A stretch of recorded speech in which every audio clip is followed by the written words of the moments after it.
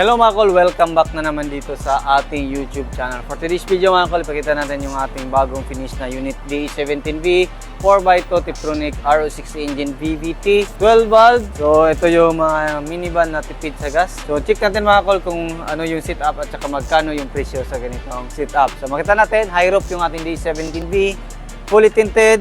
So ito yung kulay na napili ng ating client. So Ansalurethane paint yung gamit natin. Meron siyang Suzuki emblem dito. Steel bumper sa harap. Yan. So, solid yan. So, ito yung design na napili ng ating client. Dito, stock yung ating headlight. Then, ito yung ating park light at saka signal light. Makita naman natin dito mga kol, naglagay tayo ng fender flare based sa request ng ating customer. Lifted ng 2 inches para mas mataas yung ground clearance. Nagpalagay yung client natin ng 13 inches na brand new mags and brand new tire. So makita natin napakaganda ng design. Yung harap natin is naka disc brake. Then makita natin dito, yan stock, mataas na yung clearance compare sa stock or original. So makita natin dito, kompleto tayo sa rain visor, black dito. Yan makita natin. Sa ganito unit mga kol is manual sliding, wala siyang power slide. Yan. So manual sliding siya. Then dito pakita natin dito sa likuran, lifted din to ng 2 inches. Then brake drum, ganun pa rin yung ating mag wheels. Napaganda ng design na napili ng ating client. Makita natin dito sa likuran niya mga kol, stock or original na third light, wiper kompleto. Then ito yung backlash ng ating DE17V. So makita din natin dito, naglagay din tayo ng strip cord, lip holder para hindi mabend yung plaka natin. Camera, yung isa dashcam, yung isa ating stereo. So ito yung taillight ng mga 17V na variant. So dito naman sa loob, so makita natin dito is naka brand new matting, brand new din yung ating ceiling. So street seat lang siya. Then pakita natin yung street seat natin. Yan, manual sliding, pakita natin dito. Ayan. So ito yung street seat natin, kasi yung tatlong tao depende sa laki. Manual sliding. Dito is manual window, hindi siya power window. Yan, so ganyan lang, hanggang dito lang yung ating salamin. So for safety yan sa mga bata. Kagandahan sa mga ganitong minivan mga kol is foldable yung ating upuan. So kung kailangan natin ng mas malaking space, halimbawa mag-camping tayo or namalingkit tayo or grocery, ito yung the best. Pakita natin. Pakita natin, hilain lang natin to. Tapos, ganun.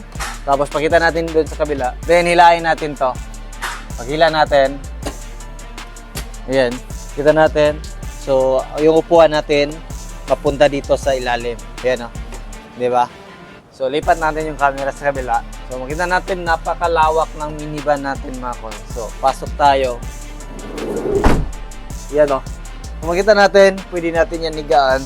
Yung height natin is 5'4". Ayan. Tapos, ito yung lawak. Diba, napakalawak. So, ito yung the best kung kailangan nyo na sasakyan na target nyo is multi-purpose. Ito na yung pipiliin nyo. Kita natin dito. Yun.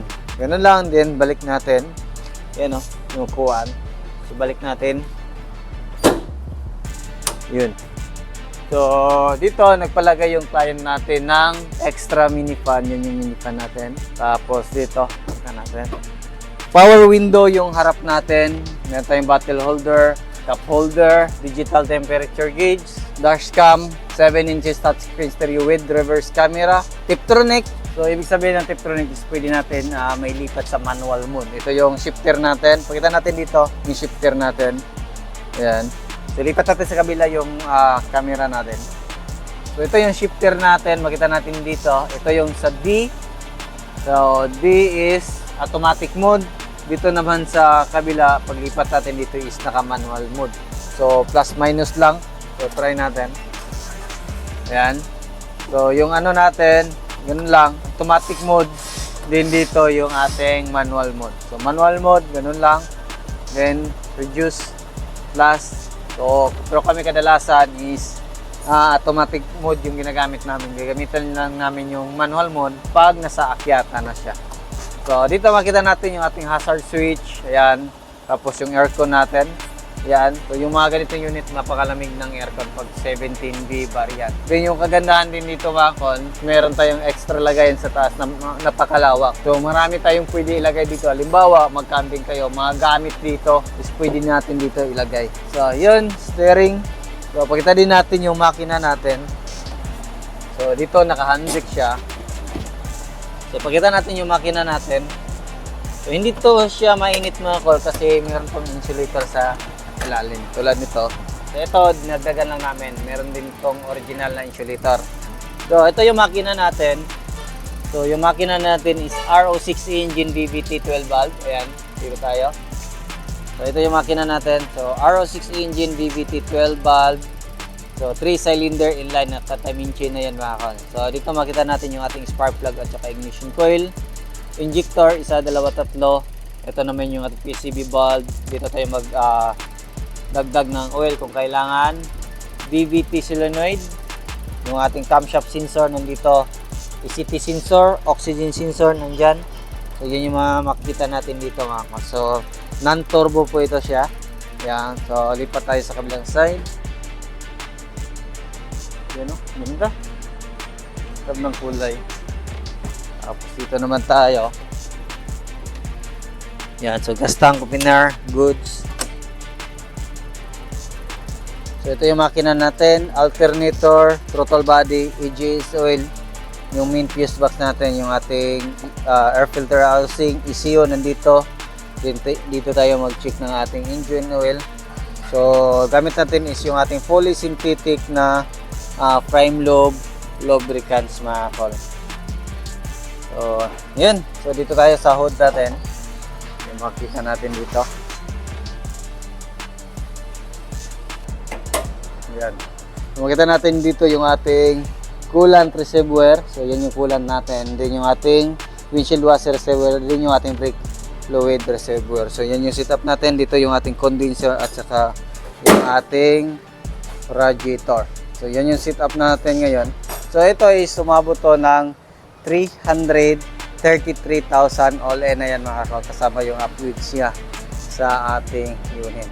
So kung gusto nyo ganitong setup, visit lang kayo sa ating shop sa Purok 2A, Barangay Santo Niño, Carmen, Davao del Norte. Or kung gusto nyo mag-inquire, pwede rin kayo mag-contact sa ating contact number na 0923-394-607 or 0917-8252-412. Then pwede rin kayo mag-message sa ating Facebook account na Danilo Lasaca Jr. or Dodong Laagan Surplus TV.